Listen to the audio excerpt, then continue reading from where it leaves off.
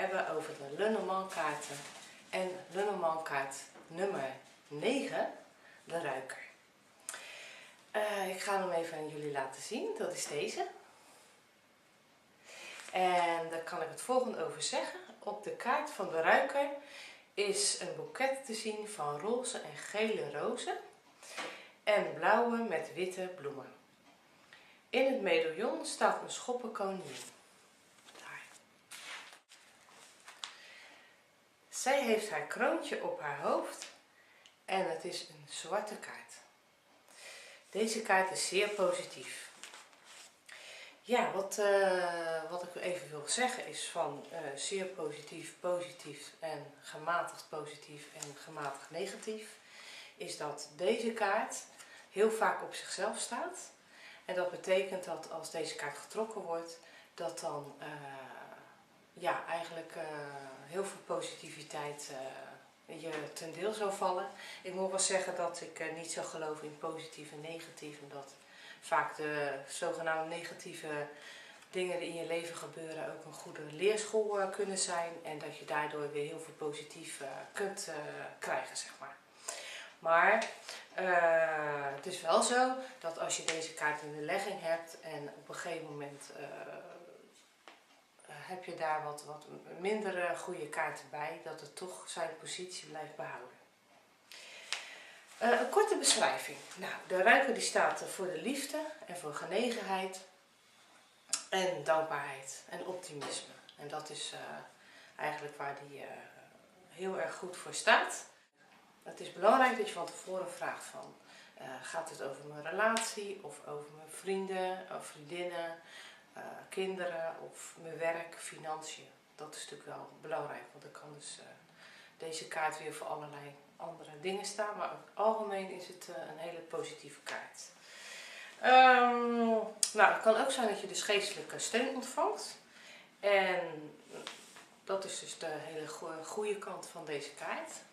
Maar het kan ook zijn dat het wat passief is. Nou, passiviteit betekent zeg maar in een relatie of met vriendinnen of wat dan ook. En ik zal even deze laten zien waar ik dus zelf heel erg graag mee werk. En de Lenormand kaarten. Dat is gewoon hetzelfde als deze. En deze is misschien makkelijker om mee te beginnen. Oké, nou, korte beschrijving. De ruiker die staat voor de liefde, genegenheid, optimisme en dankbaarheid dus. En de ruiker in je dagelijks leven. Voel je aantrekkelijk op het moment? Heb je het gewoon hartstikke naar je zin? Is er eindelijk een soort wensvervulling gegaan? Heb je veel plezier? Ontspan je? Lees een boek. Het kan ook aangeven, de kaart kan dus ook aangeven dat het nodig is om dit juist te gaan doen. Dat je juist je gaat ontspannen. Dat het een soort tipkaart is eigenlijk. Wat ook wel gebeurt is als deze kaart gelegd wordt, dat er een feestje aan kan komen, of iets in de geest. Of dat je een verrassing kunt krijgen. En er komt een goede afloop aan. De kaart die kan ook wel eens staan voor flirten. En wacht je op iets, dan komt het in een rustig tempo. Want soms vragen mensen van wanneer gebeurt iets. En dan als ik deze kaart trek, dan kan het wel zijn dat je even geduld moet hebben, zeg maar. Voordat het gaat gebeuren of dan dat je even geduld hebt. Oké, tip. Kijk even niet of je beland bent in passiviteit. Dat je denkt van, oh oké, ik zie het even niet meer zitten. Maar in die zin dat je eigenlijk je er hebt bij neergelegd. En dat je denkt, nou, er kan gewoon helemaal niks veranderd worden. Ik kan helemaal niks doen aan de toekomst. Nee, het lukt me allemaal niet. Ik heb er geen zin meer in. En laat me hangen allemaal. Nou, als je dan deze kaart trekt, dan zegt hij eigenlijk wel van, ga er niet te veel in mee. Ga niet te veel mee in de passiviteit die jij op dit moment toont. Omdat het heel vaak wel zo is dat juist je de toekomst wel kan veranderen. En zeker door passief te blijven zitten, ja, lost het helemaal niks op. En het is fijner om de eigen regie, zeg maar, van je leven in je eigen handen te houden.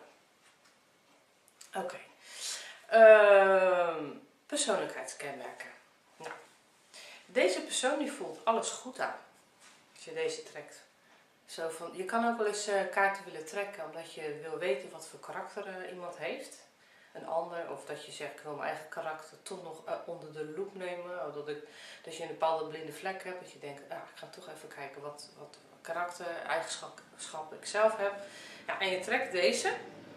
Dan kan het zijn dat je dus, de kans is heel groot hoor, dat je dus echt heel veel goed aanvoelt en zeer sensitief bent, zeer gevoelig. Het kan zijn dat je met het alternatieve bezig bent. Je bent een gezellige, aangename en trouwe persoon. Een open geest die staat voor heel veel dingen open. Je kan ook heel veel dingen begrijpen van anderen, wat anderen doen in het leven. Het kan zijn dat je vrijwilligerswerk doet. Daar staat deze kaart ook voor. En soms heb je de behoefte om alleen te zijn. Oké, persoonskaart. Deze kaart kan staan voor een blonde vrouw. Ook kan deze staan voor een vrouw met als sterrenbeeld tweeling, weegschaal of waterman. Dus sterrenbeeld, tweeling, weegschaal of waterman. En soms staat hij voor een zus of een schoonzus. Dat kan ook. Of voor een goede vriendin. Daar kan die ook voor staan. Wat voor werk past bij je? Nou, werk in een bloemenzaak. Ik bedoel, dat tulpen en zo. Dus dat zou heel goed kunnen. Werk in een bloemenzaak. Met bloemen en planten werken. Counseling. Dus de professionele begeleiding bij problemen.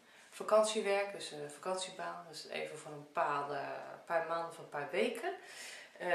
Je kan ook zijn dat je in de geschenkenartikelenzaak staat. Of, nou, wat ik al zei, vrijwilligerswerk.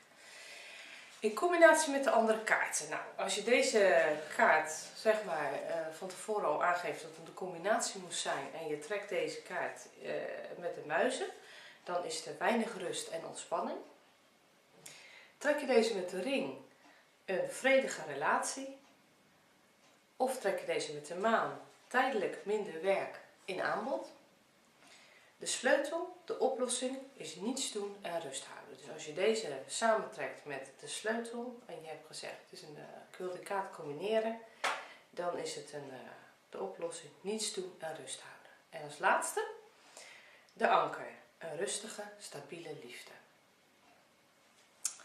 Nou, ik hoop dat jullie er wederom iets aan gehad hebben. De volgende keer ga ik het met jullie hebben over de zeis, dus deze. En deze. En ik zou zeggen tot de volgende keer.